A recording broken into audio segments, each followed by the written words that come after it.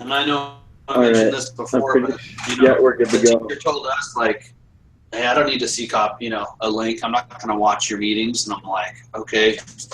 So I wasn't even doing them until last week. So I don't know. Oh, okay. Okay, so fellas, our first question, it says each group member share one word that you felt described your negotiation experience. Oh.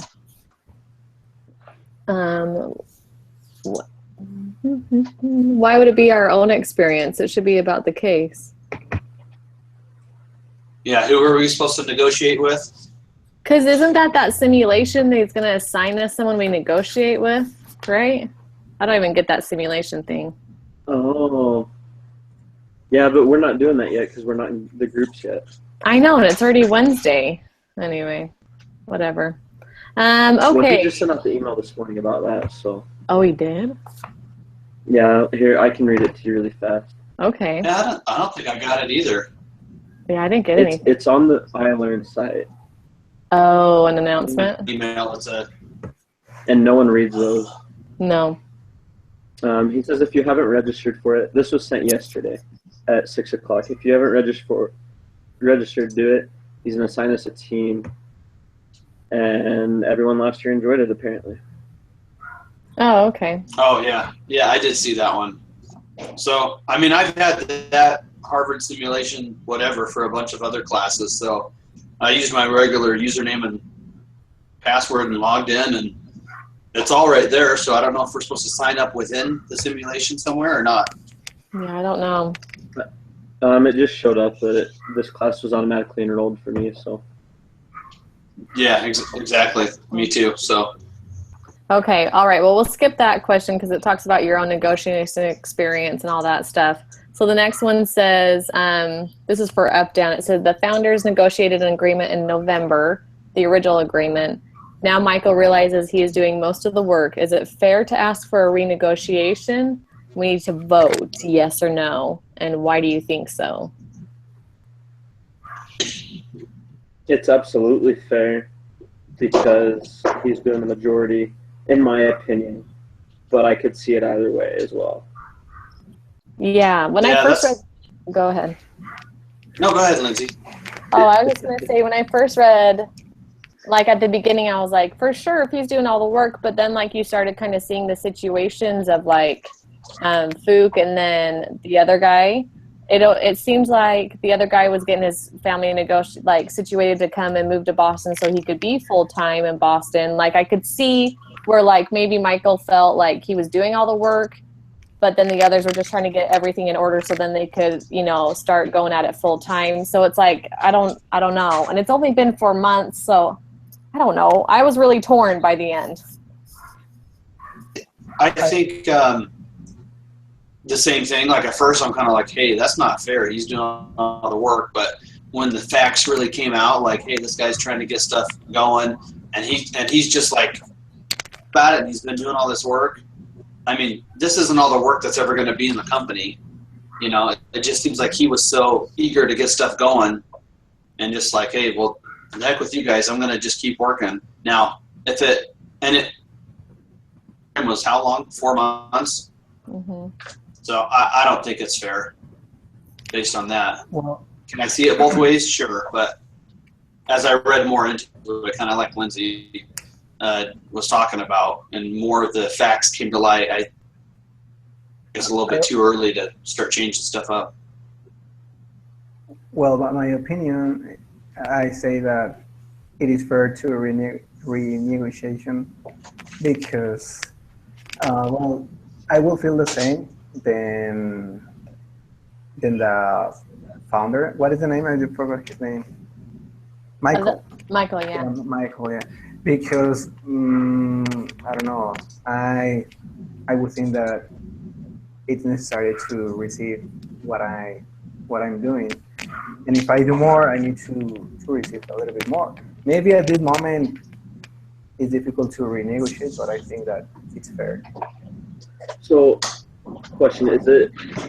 Let's assume that they renegotiate in February, and Michael comes out a few more percentage points ahead. if, and like we've said, they were trying to establish themselves, maybe they couldn't get to that full-time point yet. Let's say, after 1 year from the startup in November, so the next November, they sat back down for another renegotiation or to look at the agreement. Is it safe to say that, Fook and what was the other guy's name, Gord or George, would they renegotiate to where it's more equal, or would it go in favor of Michael? But at that point, still.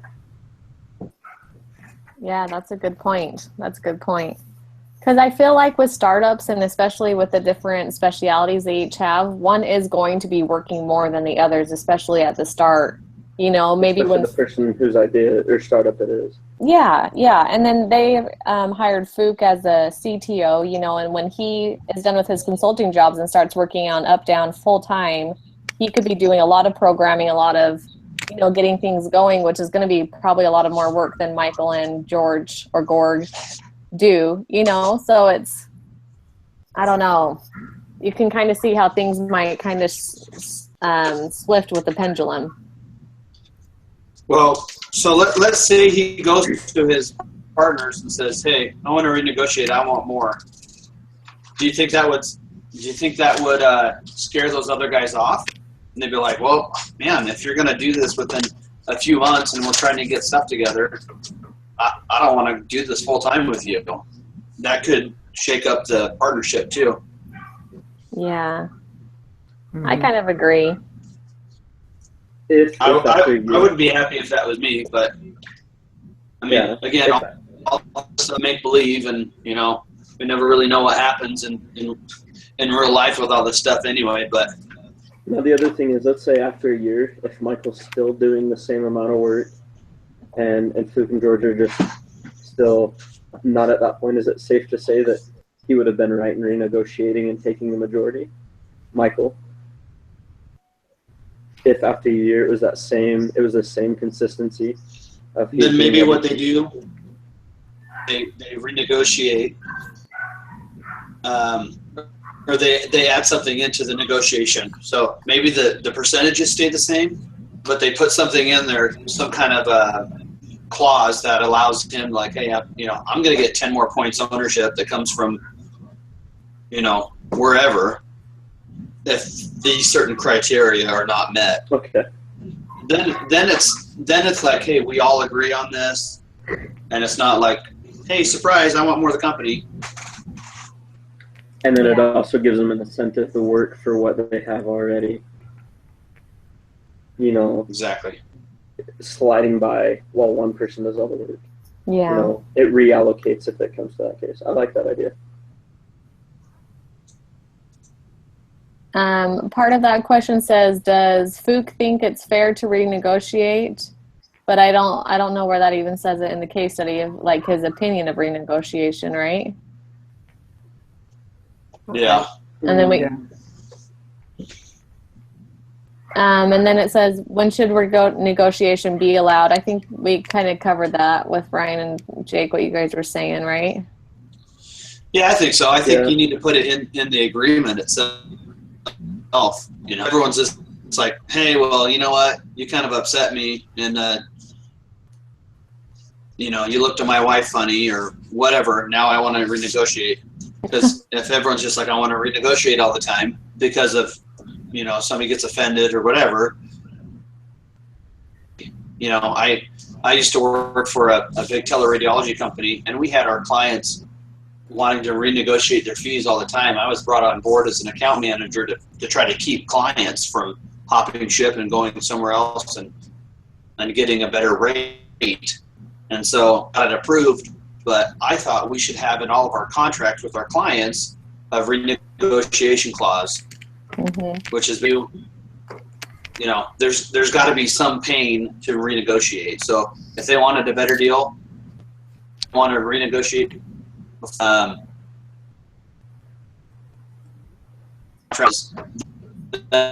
there's $1 renegotiation penalty.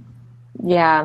Would have gone for it, but I guess I'm just trying to say that it's not going to renegotiate their ownership terms all the time. that's a symptom of a deeper cause, right? Because they're not getting along. No, I'm doing too much, or no. I think if you do that all the time, there's deeper issues. Yeah, that's true. You need to just have stipulations so you can hold everyone accountable, just like you're saying. If someone's doing more work, then you should reward them. Or if, people aren't holding up their end of the bargain, you say to meet this milestone, you to meet this goal. That's the way to do it in business, not pull it emotionally. You got to do it very logically. And then the more defined the contract or negotiation is originally, I think the better off it would be. There's more, the more defined and narrow it is, the less more people can say, oh, I can lean this way, or I can lean this way. There's real set, and they have to abide by those anyway. Yeah, good point. So do you guys think it was a good idea to come to an agreement in November? Yes or no? And who stands to benefit the most from keeping the November agreement? And who stands to benefit the most from renegotiating in February?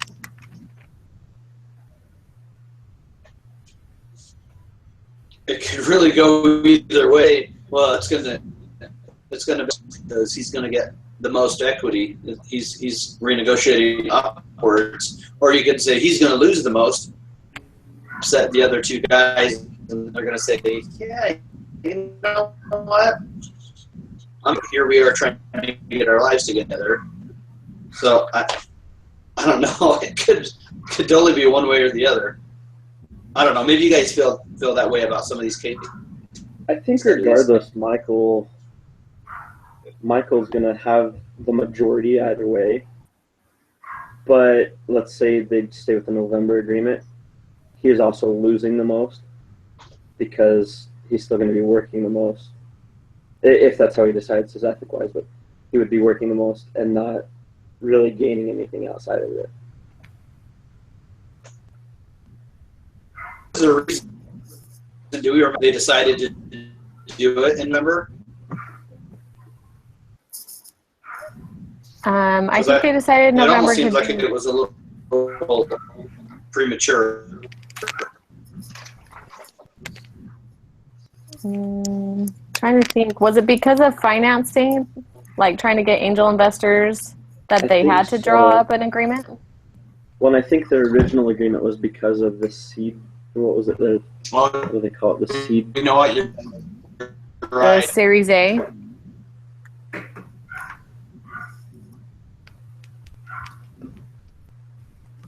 Because Michael and George both invested $5,000 up front so that they could get it going. So I think it was a funding problem. Yeah. Yeah, it is because of investors, I think. Yeah. Okay. Anything else before we move on to the next one? Well, let me say something about it. Yeah, go ahead.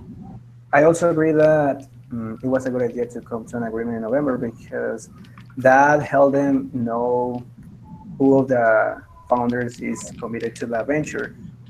And well, also it was a benefit for the angel investor because he was interested in knowing about about how they divide the shares.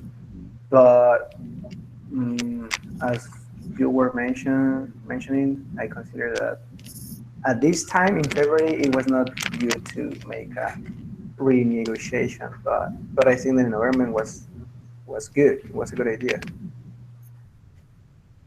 So Yeah, I have sometimes I have problems to share my ideas and my opinion because English is not my native speaking language, but I hope that I can express well myself.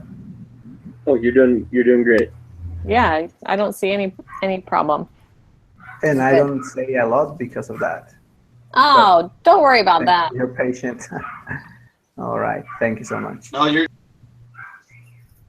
There's people who have English as their first language and they speak much terribly. See, I don't even have good grammar. They don't speak as good as you're It's worse. speaking. Okay. So don't worry. But I'm here, and you know, I'm a little bit nervous to speak and express my ideas because for that problem. But okay, we can continue. Okay. All right. So the next question says, discuss how the timing of an equity agreement affects a startup's ability to attract, motivate, and retain founders and early employees. Can you come up with your own rule for when it is the best time to negotiate an equity agreement? That's an interesting question. I mean, yeah, you don't want to split it up and like pull in what we're all going to have. And then, you know, it's maybe if you eventually want to make it an employee-owned venture, that's one thing. But I think the more opinions you have. So if you have 3 co-founders, you're probably going to have about 6 different opinions. And I say that, I joke about it because, you know, it's just hard to come to an agreement. Radiology groups and, you know, just because one radiologist in this business wants to do one thing, everyone else, you know, everyone is going to have their own opinion, a different opinion, and it's going to be hard to move the whole ship forward. No, I think, you know, as much as possible, you know, don't break off a lot of ownership and equity. But sometimes you have to because you can't do unless you're just awesome and you could do everything all by yourself. But in a lot of these cases, you need these other people on board. You have to give them a chunk of the pie. I don't really know if I had a point with that, but there you go. No, I agree. I think the smaller you start out, not that necessarily being small is best, but equity-wise or ownership-wise, the smaller you start out, the easier it is to expand from there because you have a definitive guide, so that then when you expand or you go outward, everyone else is automatically on board because you're going to find those guys that are on board already. Yeah, and if you start with too many people, and every time you go, and I don't know, like I want to have my own business and all that fun stuff. You like, oh, I'm going to get $5 million in seed capital and do anything like this large, but dilute your shares. You know, so if you say, I mean, we've been talking about this before, but you know, the more investors and the more other people you get added on, grows, but your percentage of shares that you own, you know, keeps dwindling. Just have to manage that, I think. And in this case, there's only 3 of them. You know, if they can't agree on equity split,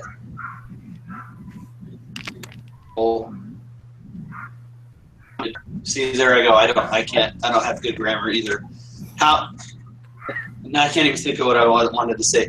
It's going to be more and more complicated when you have other angel investors and venture capital companies in there too. Just be wanting to do their own thing. Well, I think that the time for an equity agreement should be from the beginning because that helps the members of the venture to be motivated. Something that I would do would be to make to set up goals and the time for those goals to be accomplished. And well, if one of the person doesn't complete those goals, maybe that will be decrease their shares. Like, well, that would be the agreement from the beginning, but maybe that can help. Yeah, I think that's a good totally idea. agree. Yeah. Yep, I'm right there with you. Holding people accountable and then having their agreement to show them if they're not sticking to their end of the bargain. Okay, cool. We're good on that one? Should we move on? Yeah, I think so. Moving right along. Okay. So the next question I think is from the simulation that we're supposed to do. And it kind of looks like we step into the roles of Michael, George, and Fook. So anyway, a little insight to what we'll be doing. And okay, so it says we should draft a new agreement that includes changes to improve results of attracting, motivating, retaining the right people. I think we've kind of discussed that, right? Or no? I think we have. Or we can dive into it. Yeah.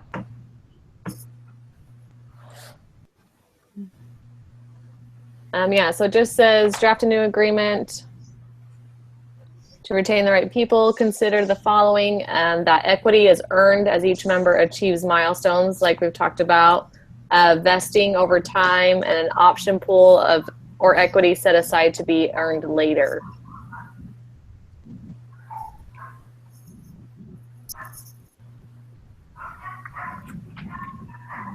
Was that a question? We have to choose one of those? I guess, yeah. Or just draft a new agreement that includes changes that would improve the results.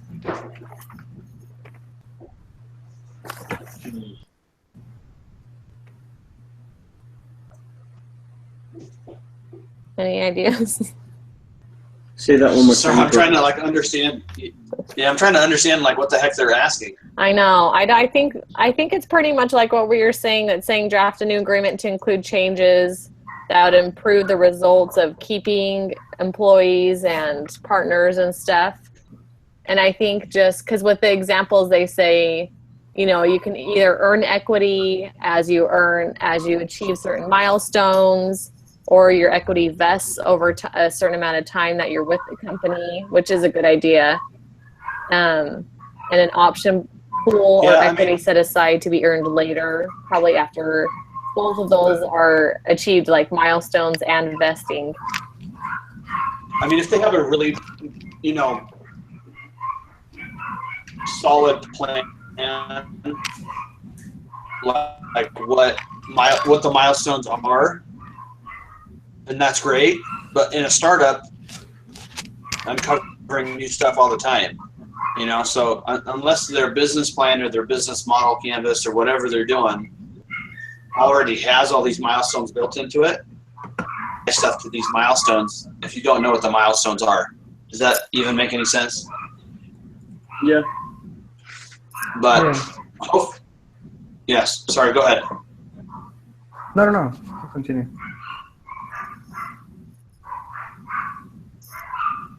That was kind of, I don't know. We could operate under that. They have milestones in place for rolling and then tie. I mean, I know a lot of companies, they do vesting based on the number of years you're with the company, so time. But what if you're just with a company, especially in a startup, you have so much that needs to be done. Your business isn't really going anywhere. So do you think vesting in the company that way is good for a startup, or is that something just for is that something for companies that are already kind of established? I think it's going to be a discretion thing. Oh, sorry. Go ahead, Lindsay. No, you go. I think it would be a discretion thing. It's something that everyone would have to look at and kind of evaluate for themselves. I think in the long run, the people that have already been going for a little bit, at least a year, would be the best to invest in. But that's not to say that, something like UpDown could be even better than what we think. It just, a lot of it depends, in my opinion, on the team, the leadership, and then kind of the goals you have set, and if you're going to achieve those goals or not. Yeah, I totally agree.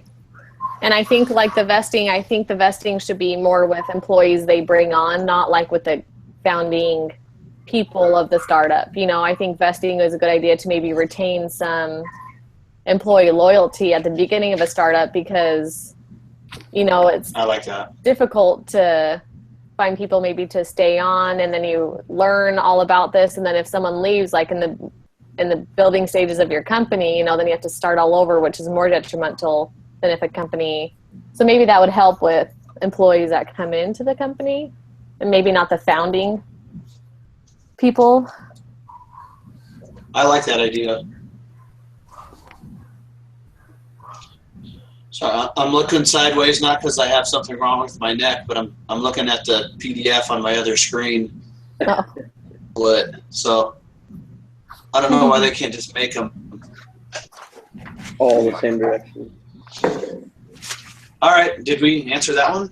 Okay, or do we need to come to a consensus? All right, cool. I think we're good. So that was the last one of like, I think that's pretty much it, because the rest kind of, there's 2 questions that deal more with the simulation questions. Yeah, and that none of us have done yet. Yeah. So I think we're good on that one. Welcome to BYUI. Sorry, did I say that out loud? On video too, on broadcast. Is everyone okay for me to stop the broadcast? Yeah, that's good. Okay.